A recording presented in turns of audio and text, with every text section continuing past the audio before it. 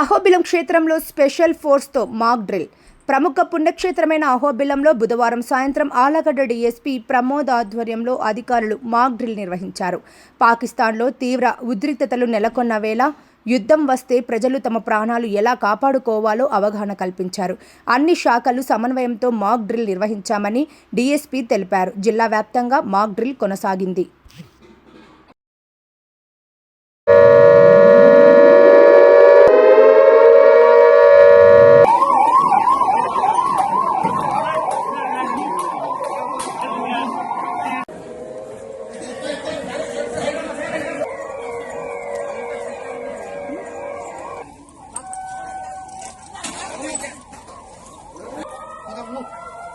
It's up.